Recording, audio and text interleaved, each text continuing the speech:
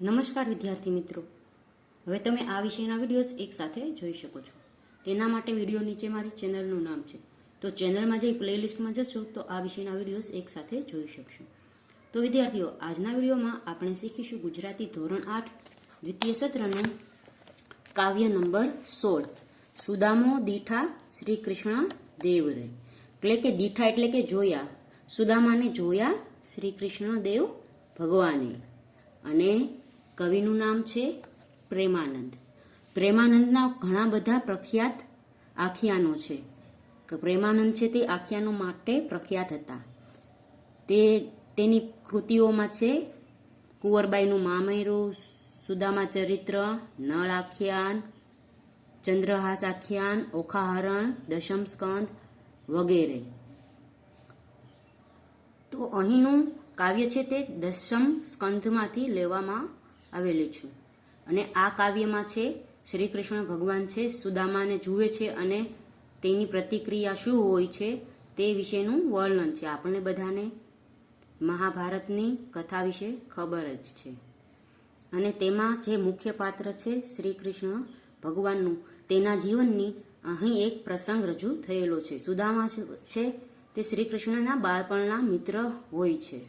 અને જ્યારે શ્રી કૃષ્ણ મોટા થઈ જાય છે, મહેલોના રાજા થઈ જાય છે, દ્વારકા રહે છે, ત્યારે એકવાર સુદામા તેમને મળવા આવે છે. સુદામા એક બ્રાહ્મણ હોય છે, પણ તેની સ્થિતિ બહુ જ ગરીબ હોય છે, તે દરિદ્ર હોય છે. એટલે તે છે ચાલતા ચાલતા શ્રી કૃષ્ણને મળવા આવે છે તો તેના કપડાં અને બધું ખરાબ થઈ જાય છે, ધૂળ ચોટી જાય છે, માથામાં પણ વાળનો રંગ ભૂખરો થઈ જાય છે.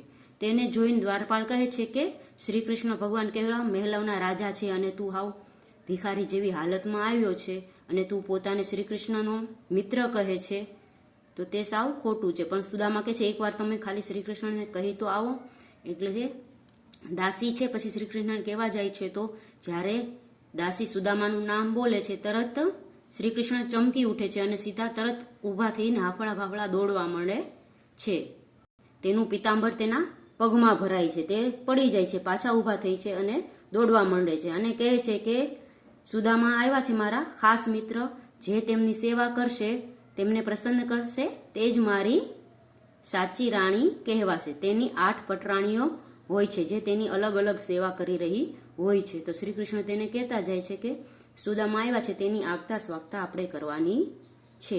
અને સુદામાને જૈન તરત ભેટી જાય છે, એને પગ ધોવે છે અને તેના સિંહાસન ઉપર બેસાડે છે.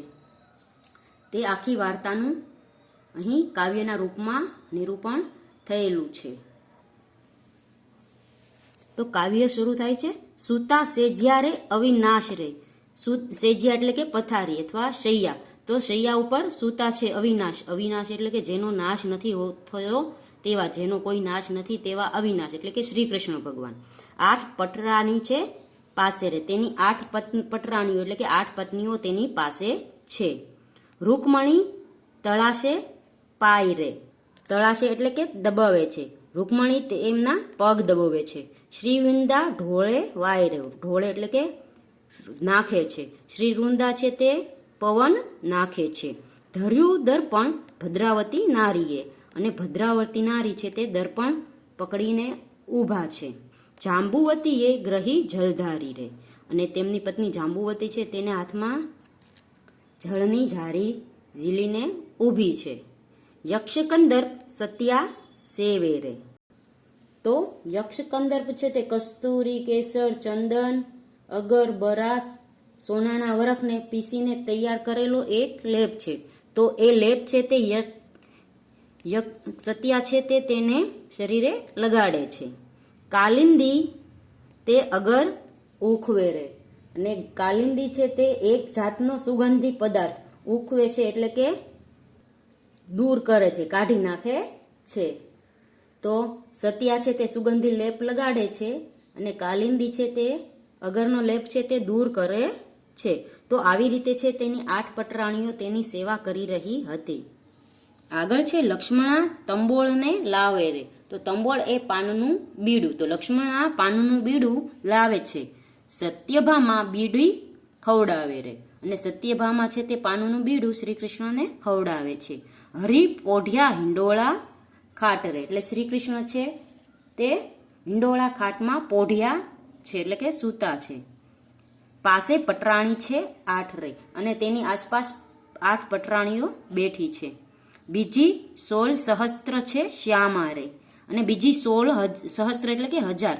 તો આપણને ખબર છે તેની 16,000 બીજી પત્નીઓ હતી અને 8 પટરાણીઓ હતી. તો બીજી 16 સહસ્ત્ર એટલે કે 16,000 છે. કોઈક શ્યામ છે, તો કોક હંસ ગતિ, તો કોઈક છે હંસની ચાલ ચાલવા વાળી છે. ગજ ગામા રે, કોઈક છે તે હાથીની ચાલ ચાલવા વાળી છે. મૃગ નેણી કોઈ ચકોરી, તો કોઈકના નયનો છે તે હરણની આંખો જેવા છે અને કોઈક છે તે ચકોરી જેવી છે. કો શ્યામલડી કો ગોરી રે, તો કોઈક શ્યામ છે તો કોઈક ગોરી છે. કો મુગ્ધા બાલ કિશોરી રે, તો કોઈ છે તે મુગ્ધા બાલ કિશોરીઓ છે. કો શ્યામા છબીલી છોરી રે, તો કોઈ યુવતી છે શ્યામ છબીલી છે. ખડકાવે કંગણ મોરી રે, એ તે પોતાના હાથના કંગણ ખણકાવે છે. ચપળા તે લે ચિત ચોરી રે, કંગણ ખણકાવીને તે ચંચળ સ્ત્રીઓ છે તે શ્રી કૃષ્ણનું ચિત્ત ચોરી લે છે. કો ચતુરા સંગત નાચે રે, તો કોઈ છે તે ચતુરા હોય, ચતુર છે તે નાચે છે.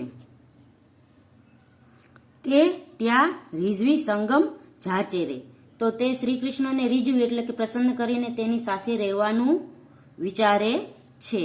હરિ આગળ રહી ગુણ ગાતી રે, સૌ છે તે હરિ આગળ છે રહીને તેમના ગુણો ગાય છે. વસ્ત્ર બિરાજે નાની ભાતી રે, અને સૌએ ભાત ભાતના અલગ અલગ પ્રકારના વસ્ત્રો ધારણ કરેલા છે. ચંગ મૃદંગ ઉપંગ ગાજે રે, ત્યાં ચંગ મૃદંગ અને ઉપંગ જેવા વાજિંત્રો વાગી રહ્યા છે. શ્રીમંડળ વીણા વાજે રે, અને શ્રીમંડળ વીણા ધારક બધા છે તે વગાડે છે. ગાંધર્વા કળા કો કરતી, કોઈ સ્ત્રીઓ ગાંધર્વ કળા કરે છે. ફટકે અંબર કરમાં ધરતી રે, અને કોઈક છે ફટક અવાજ સાથે હાથમાં અંબર એટલે કે વસ્ત્ર પકડેલું છે. ચતુરા નવ ચૂકે ચાલ રે, હિંડે મરમે જેલ મલાર રે, એટલે કે ચતુર સ્ત્રીઓ છે તે પોતાની ચાલ એટલે કે લઈ ચૂકતી નથી અને તે હંસની જેમ મર્મ સાથે ચાલે છે. મેનકા ઉર્વશીની જોડ રે, તો તેમને જોઈને એવું લાગે છે કે જાણે મેનકા અને ઉર્વશીની જોડ શોભી રહી હોય એવું. તેથી રીઝ્યા શ્રી કૃષ્ણ દેવ રે, અથવા તેથી રીઝ્યા શ્રી રણછોડ રે, એટલા માટે છે રણછોડરાય તેનેથી પ્રસન્ન થયા છે. તો બીજી પટરાણીઓ કયા કયા ઘણા પ્રકારની છે તેઓ અલગ અલગ વસ્ત્રો પહેરે છે અને નાચે છે તથા શ્રી કૃષ્ણને રીઝવવાનો પ્રયત્ન કરે છે.